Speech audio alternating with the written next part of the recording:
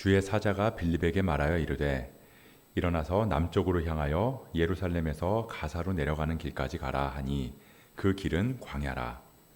일어나 가서 보니 에티오피아 사람 곧 에티오피아 여왕 간다게의 모든 국고를 맡은 관리인 내시가 예배하러 예루살렘에 왔다가 돌아가는데 수레를 타고 선지자 이사야의 글을 읽더라.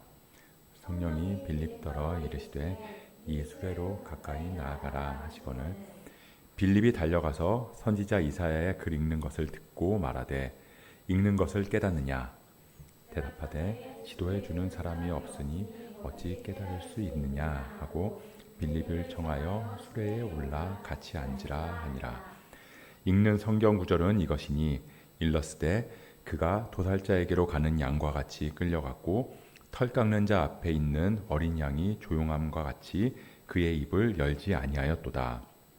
그가 굴욕을 당했을 때 공정한 재판도 받지 못하였으니 누가 그의 세대를 말하리요. 그의 생명이 땅에서 빼앗김이로다 하였거늘 그 내시가 빌립에게 말하되 청컨대 내가 묻노니 선지자가 이 말한 것이 누구를 가리킴이냐 자기를 가리킴이냐 타인을 가리킴이냐. 빌립이 입을 열어 이 글에서 시작하여 예수를 가르쳐 복음을 전하니 길 가다가 물 있는 곳에 이르러 그 내시가 말하되 보라 물이 있으니 내가 세례를 받음에 무슨 거리낌이 있느냐.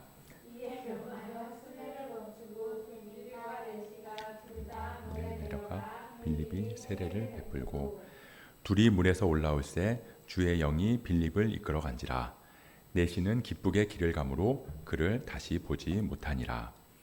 빌립은 아소도에 나타나 여러 성을 지나 다니며 복음을 전하고 가이사라에 이르니라. 아멘. 이런 얘기를 하면 또 나이가 들었다는 이야기를 할지 모르겠지만 예전에 노래 중에 그 가수 이선희 씨가 부른 아 옛날이여라는 노래가 있어요. 그 노래 가사 중에 지난 시절 다시 올 수 없나 그때 막 이러면서 그런 노래 가사 제목이 노래가 있었거든요. 그러니까 옛날이 아쉽기도 하고 그때가 그리워서 그때로 돌아가고 싶다 그런 내용의 노래예요. 누가 저한테 예전으로 돌아가고 싶냐라고 혹시 묻는다면 저는 안 돌아가고 싶다고 대답을 할 거예요. 지금이 좋거든요. 시간이 흐르면 흐를수록 이 하나님이랑 더 가까워지고 또 하나님께서 우리에게 베푸시는 그런 놀라운 일들을 더 많이 보고 누릴 수 있으니까 이 나이가 드는 게 그냥 마냥 나쁘지만은 않은 것 같아요. 오히려 더 기대가 되는 거죠. 근데 그래도 아쉬울 때가 있긴 있어요. 이 학창 시절에 대학 다닐 때 그런 때 하나님을 조금만 더 일찍 만났더라면 그랬으면 지금 나의 모습은 어땠을까 그런 생각이 들 때가 있습니다. 그때 너무 허랑방탕하게 산 것 같아가지고 그 시간들이 좀 아쉽긴 하더라고요. 이 오늘 본문은 우리가 함께 본 것처럼 빌립이 에티오피아 내시를 만난 이야기예요. 이 성령이 스데반한테 임하셔서 이 스데반이 거침없이 이 복음을 전했잖아요.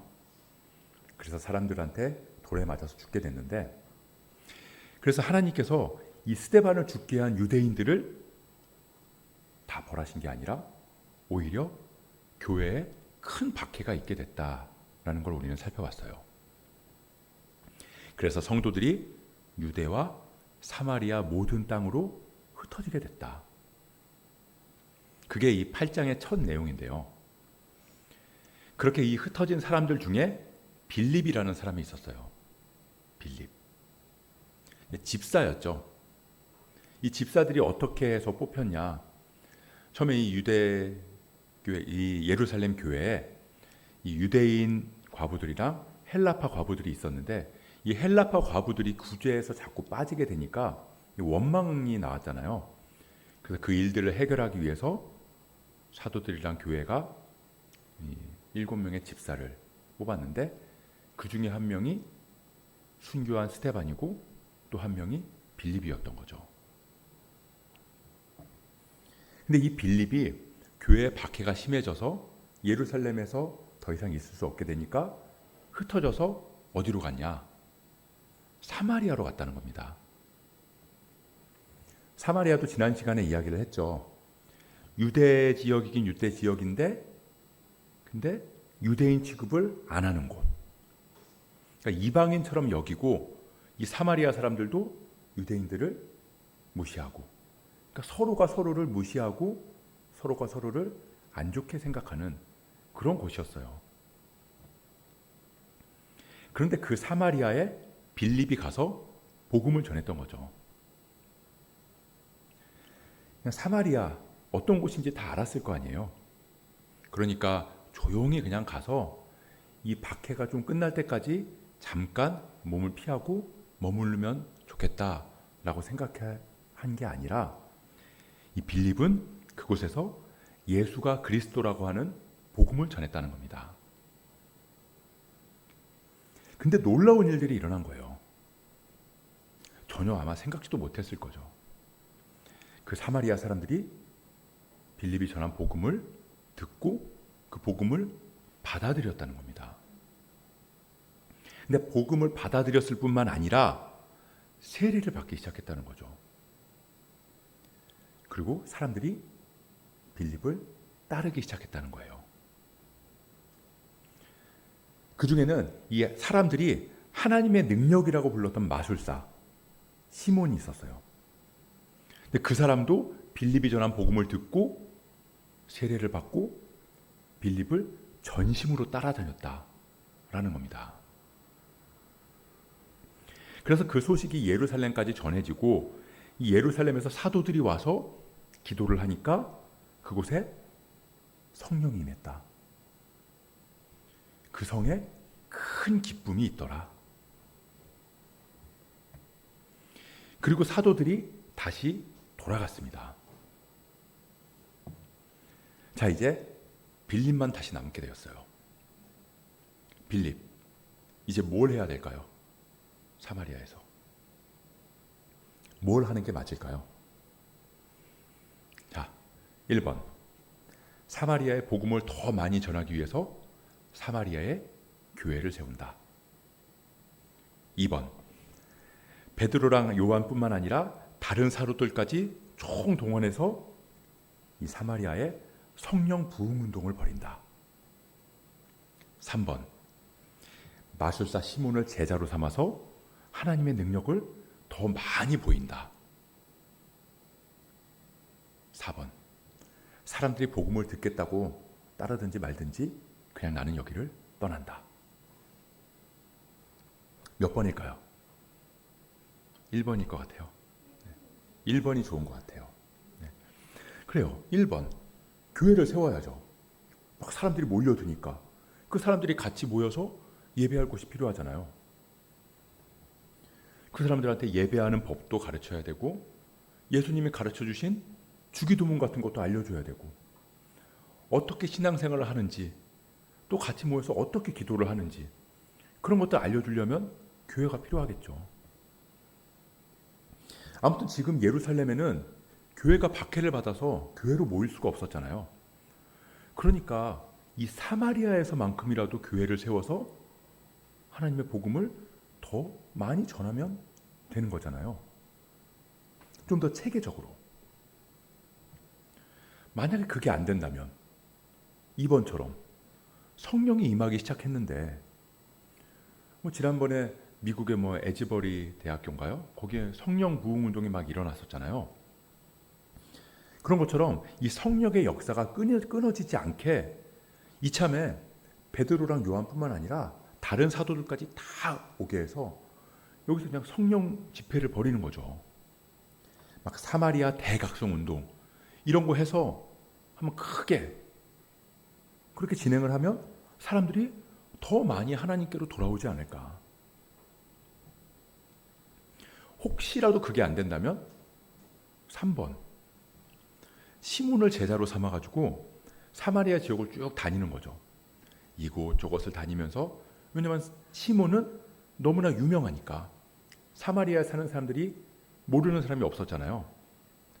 그러니까 시몬을 데리고 시몬과 함께 이곳저곳을 돌아다니면서 복음을 전하고 세례를 베풀면, 그러면 뭐 교회를 세운다거나 성령 부흥 운동을 벌인다거나 뭐 그 정도까지는 아니어도 이 사마리아에 복음이 엄청나게 전파가 되겠죠.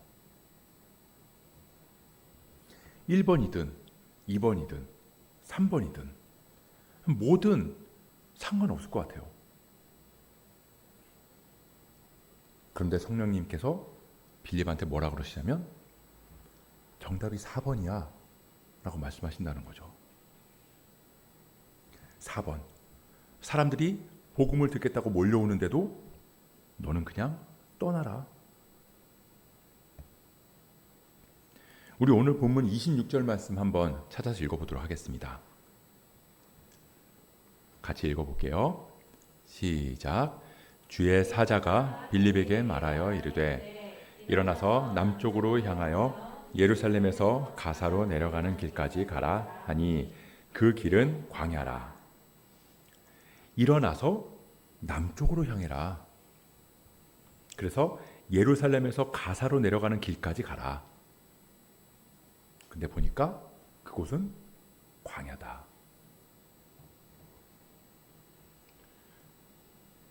왜 그랬을까요? 어쩌면 빌립은 이제 막 사마리아에 오게 된 이유를 알게 됐을지도 모르잖아요. 아, 내가 교회 박해를 피해서 사마리아로 왔는데, 아, 하나님께서 나를 사마리아로 보내신 이유가 이런 거겠구나 라는 걸 어쩌면 이제 깨달았을지도 몰라요. 사실 예루살렘 교회에 박해가 있어서 흩어졌다고 말하지만 어떻게 보면 도망쳐 나온 거거든요. 박해를 피해서 도망온 거라고요. 그렇게 사마리아까지 이렇게 흘러들어 왔는데 복음을 받아들인 이 사람들을 보면서 보람도 느끼고, 야, 이제야 나도 하나님께 쓰임 받는구나, 뭐 이런 생각하게 됐는데 갑자기 성령님께서 떠나라고 하시니까, 그럼 난 여기 왜 온 거야? 아니, 나도 복음을 전하고 세례를 베풀었는데 굳이 베드로랑 요한이 왔어.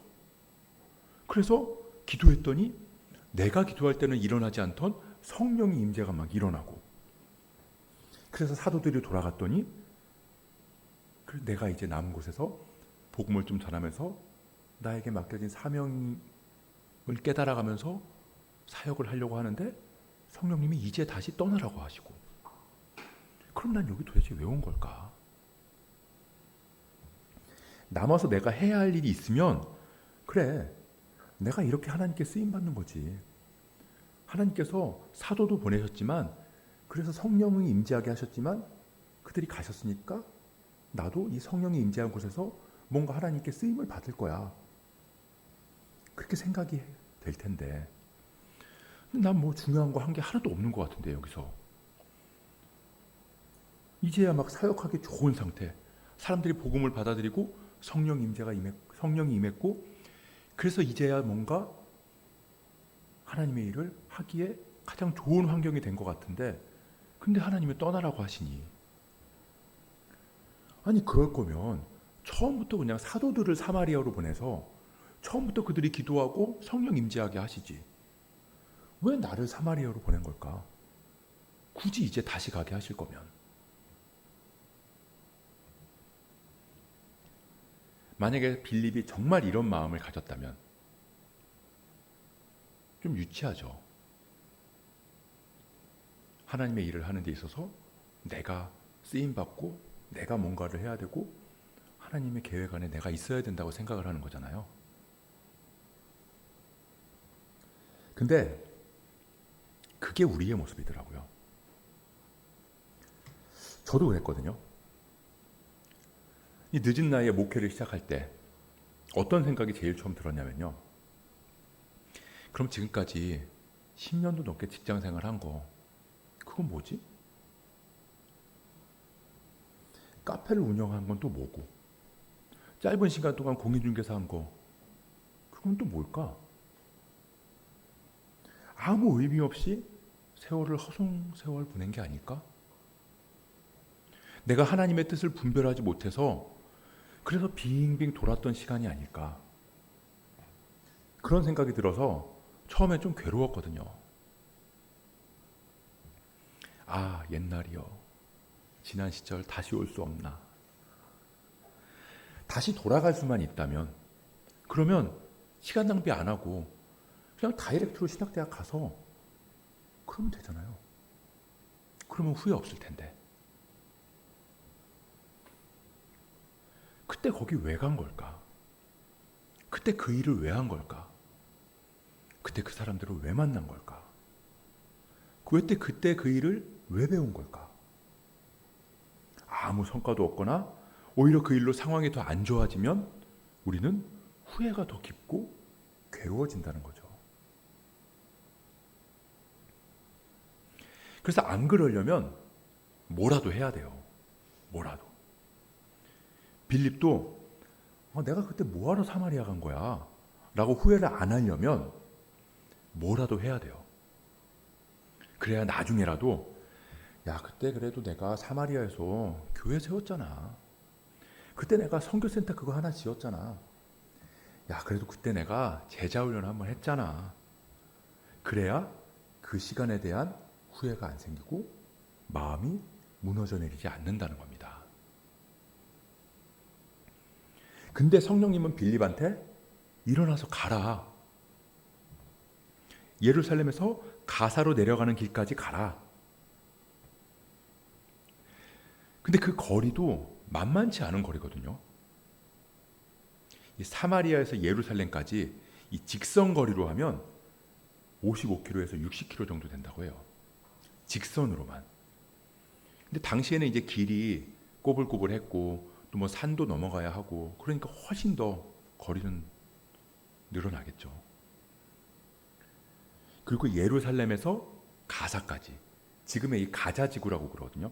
그 가사까지가 120에서 130km 정도가 돼요. 65에서 70km 정도가 돼요. 그래서 총 거리가 직선으로만 120에서 130km 정도가 된다는 거죠.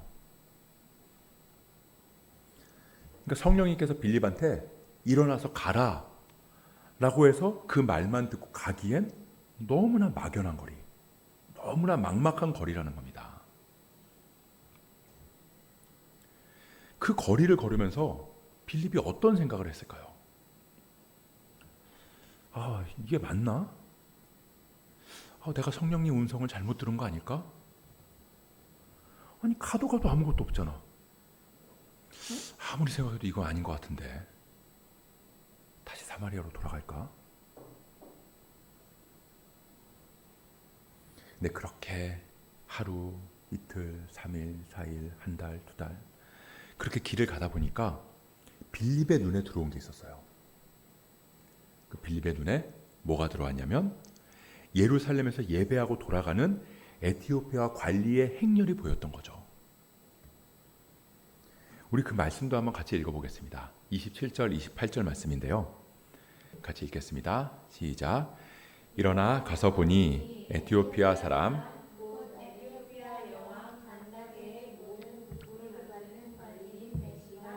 예배하러 예루살렘에 왔다가 돌아가는데 하고 선지자 이사야의 글을 읽더라. 일어나 가서 보니 보였다는 겁니다. 보였대요. 성령님이 빌립한테 일어나 가라 라고 하셨을 때 가면 에티오피아 관리가 보일 거야. 이런 거 알려주지 않으셨거든요. 그냥 가라고 해서 갔는데 가다 보니까 빌립의 눈에 보이는 게 있었다는 거예요. 눈에 들어오는 게 있었다는 겁니다. 근데 성령의 인도하심이 그렇거든요. 우리는 이 성령님께서 뭔가 좀 자세하게 알려주시면 좋겠다는 생각을 많이 해요. 저도 그래요. 뭔가 계획을 앞에 두고 기도하거나 뭔가 중요한 일들을 놓고 기도할 때 성령님께서 이건 이렇게 해라라고 확실하게 찝어서 말씀해 주시면 좋겠다는 생각을 많이 한다는 거죠. 근데 성령님이 그러지 않으신다는 거예요. 막 긴가민가 하면서도 그냥 믿음으로 가게 하세요. 근데 그렇게 믿음으로 순종하면서 가다 보면 보이는 게 있다는 겁니다. 보여주신다는 거죠. 눈에 들어오게 하시고 마음에 들어오게 하신다는 거예요. 이거구나. 깨닫게 하신다는 게, 깨닫게 하는 게 있다는 겁니다. 그걸 깨닫고 나니까 성령님이 말씀하세요. 29절 말씀도 읽어볼게요. 시작. 성령이 빌립더러 이르시되 이 수레로 가까이 나아가라 하시거늘. 가까이 가라. 눈에 보여가지고 마음에 딱 들어오니까 성령님이 그때 가까이 가라. 그래서 가까이 딱 갔더니 에티오피아 관리가 이사야의 글을 읽고 있는 걸 본 거예요. 그 빌립이 이제 이야기를 하죠. 그거 무슨 뜻인지 아세요? 그러면서 이제 대화가 시작이 돼요. 그러면서 자연스럽게 그 4시에 에티오피아 관리가 타고 있는 수레에 올라타고 그리스도의 복음을 전하고, 때마침 거기가 분명히 광야길이라고 그랬잖아요. 근데 때마침 옆에 물이 있는 거죠. 그래서 그곳에서 세례를 또 베풀게 되고, 이전에 갔던 사마리아는요, 이방인 취급을 받았지만, 사마리아 사람들이 이방인 취급을 받았지만 완전한 이방인은 아니었잖아요. 근데 성령의 이끄심을 따랐던 빌립을 통해서 처음으로 이방인에게 복음이 전해진 거예요. 그리고 처음으로 이방인에게 세례를 베풀게 된 거죠. 빌립이 지금까지 생각하지도 못했던 크고 놀라우신 일을 일으킨 그 하나님을 빌립은 경험하게 됐다는 겁니다. 그럼 그때까지 빌립이 한 게 뭐가 있을까요? 아무것도 없어요. 빌립은 스데반이 순교하고 교회가 박해받을 때 이참에 내가 사마리아에 가서 복음을 한번 전해봐야겠다, 이러지 않았거든요. 사마리아에서 떠나면서도 이제 내가 이방인들을 찾아가서 이방인에게 복음을 전해야겠다, 이러지도 않았어요. 그리고 길을 가다가 에티오피아 관리가 오는 걸 저 멀리서 보면서 기다렸다가 그 사람한테 말을 건 것도 아니에요. 어느 하나도 빌립이 계획하거나 노력한 게 하나도 없다는 거죠. 빌립은 그저 성령님이 인도하시는 대로 순종했을 뿐인 겁니다. 그랬더니 모든 게 다 어쩌다 마주친 것처럼. 그래서 사람들은 이런 일들을 보면서 우연이다라고 말하지만 우리는 이 모든 것이 다 하나님의 섭니다 라고 그렇게 주님의 인도하심을 보게 된다는 겁니다. 우리는 어쩌다 마주치는 건 하나님의 뜻이 아니라고 생각할 때가 많이 있어요. 어쩌다 마주치고 또 헤어지는 건 하나님의 뜻이 아니다. 뭔가 가시적인 결과, 눈에 보이는 걸로 열매가 맺혀져야 이게 성령님의 일하심이다 라고 생각한다는 거죠. 그래서 그렇지 않은 건 시간 낭비고 헛일이고 헛수고다, 이렇게 여길 때가 많이 있다는 거예요. 자, 우리가 잘 아는 요셉. 어차피 하나님께서 요셉을 통해서 이스라엘 백성들을 구원하실 거면, 그러면 그 이전에 일어났던 모든 일들, 색동옷을 입은 건 또 뭐며, 자기 꿈 얘기를 형들에게 이야기하고, 형들이 또 형들한테 미움을 받아서 노예로 팔리고, 보디발의 집에서 노예로 생활한 것들, 억울하게 잡혀서 감옥에서 살아갔던 것들, 그것들이 다 무슨 소용이 있냐고요. 다 그냥 어쩌다 일어난 우연과 같은 일이고, 그래서 헛수고고 시간 낭비였다. 굳이 이런 일들 일어나지 않아도 되는 거잖아요. 지금이야 우리는 이 이야기를 다 아니까 우리는 다 이야기를 아니까 그렇지만 당시에 요셉이든 그 시대에 살았던 사람들이든 이런 걸 누가 알았겠냐고요. 그게 하나님의 인도하심이라고 하면 그걸 믿었겠냐라는 거죠. 하나님의 뜻이라면 적어도 한 방에 요셉을 딱 들어서 총리로 딱 앉히시고 그래서 이스라엘 백성들을 딱 구원하시고 그러셔야죠. 아브라함이랑 사라는 어때요? 어차피 아들 주실 거 이스마엘 낳아서 그냥 집안 시끄러워지고 그 사단 나게 그때까지 그냥 가만히 내버려 두시고 아니 그런 일이 일어나기 전에 아들 주시면 되잖아요. 그러면 그 전에 일어났던 일들 그건 뭐냐고요. 그동안 아들 없어서 전전긍긍하고 마음고생하고 스스로 막 주눅들고 작아지고 자포자기하고 괴로운 마음 갖고 그런 시간들 다 시간 낭비잖아요. 노아는 어때요? 홍수 나서 노아 가족만 살았잖아요. 어차피 노아 가족만 살 거. 그럴 거면 방주를 뭐하러 만드냐고요. 그걸 왜 만들려고 해서 사람들한테 조롱당하고 노아도 막 수십 년 동안 그걸 만들고 게다가 그걸 바닷가도 아니라 산 위에다 만들어대고 그거 매일같이 만들면서 야 내가 이거 뭐 하는 거야 이런 생각 안 했을까요? 어차피 노아 가족만 살리실 거면 그냥 제일 높은 산에 올라가서 거기다 집을 지어라. 그래서 집을 튼튼하게 하나 지어놓고 온갖 동물들 그 산 위로 딱 올려보내시고 울타리 만들어라 해서 울타리 쫙 만들어 놓고 비를 내리셔서 그 울타리 바로 앞에까지만 찰랑찰랑하게 그렇게 하시면 그럼 모든 일 다 해결되는데 굳이 왜 그 수십 년 동안 방주를 만들게 하시냐라는 거죠. 그 시간 낭비잖아요. 헛수고죠. 헛고생이고. 우리도 그래요.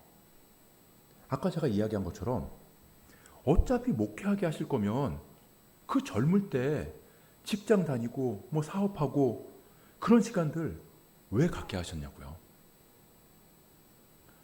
왜 그 시간 동안 쓸데없이 힘들어야 되고 안 느껴도 되는 괴로움 느껴야 되고 안 만나도 되는 사람들 만나야 되고 안 겪어도 되는 아픔을 왜 겪게 하셨냐. 지금도 왜 그 시간들이 필요했는지를 이해가 다 안 되는데 어차피 마주친 사람들 어쩌다 마주친 시간들 어쩌다 마주친 사건들 그거 왜 주셨냐고요.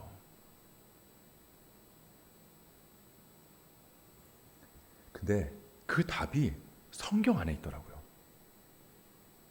그 답이 히브리서에 있어요. 그 노아의 그 헛수고 아브라함의 그 허송세월 같은 시간들 그걸 주님께서 뭐라고 하시는지가 히브리서에 기록되어 있습니다. 우리 히브리서 말씀 한번 찾아볼게요. 히브리서 11장 7절 말씀이에요. 같이 읽어보겠습니다. 시작. 믿음으로 노아는 아직 보이지 않는 일에 경고하심을 받아 경외함으로 방주를 준비하여 그 집을 구원하였으니 이로 말미암아 세상을 정죄하고 믿음을 따르는 의의 상속자가 되었느니라. 뭐라고 그러죠? 믿음이래요. 믿음. 그 헛수고 같은 시간들을 뭐라고 그러시냐면 믿음으로 행한 일이다. 그렇게 말씀하신다는 겁니다. 그럼 우리 11절 말씀도 같이 볼게요. 히브리서 11장 11절 말씀 같이 읽어보겠습니다. 시작. 믿음으로 사라 자신도 나이가 많아 단산하였으나 잉태할 수 있는 힘을 얻었으니 이는 약속하신 일을 미쁘신 줄 알았습니다. 이 아들이 안 생겨서 하다 이 몸종까지 써서 이스마엘을 낳으면서까지 괴로워했던 그 시간들이 믿음의 시간이었다는 겁니다.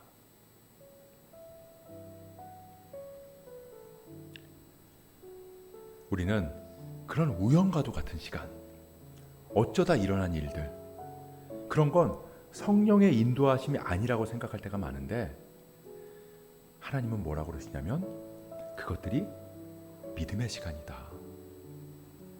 그 일들이 믿음의 행위다 라고 말씀하신다는 거예요. 성령이 빌립을 사마리아에 보내시고 또 거기서 떠나게 하시고 에티오피아 관리를 만나게 하시고 또 떠나게 하시고, 오늘 40절 보면 빌립이 에티오피아 내시를 떠나서 아소도로 향해서, 그렇게 빌립이 성령의 인도하심을 따랐을 때 어떻게 보면 의미 없는 사건들, 의미 없는 것 같은 시간들, 어쩌다 마주친 일들을 통해서 하나님의 뜻이 이루어짐을 경험하게 된 것처럼, 우리도 우리 삶에 이해 안 되는 시간들, 옛날이요, 다시 돌아가고 싶고 다시 돌이키고 싶은 그 시간들, 하지만 주님은 그 시간까지도 또 그 일들까지도 다 사용하셔서 거기에 우리의 순종을 더해서 주님의 크고 놀라운 계획을 이루어 나가시는 줄 믿습니다. 그렇게 우리가 우리 삶에, 그리고 이 땅에 모든 일들이 다 주님의 뜻 안에 있음을 믿고 성령이 이끄시는 대로 순종의 삶 살아갈 수 있기를 주님의 이름으로 축복합니다.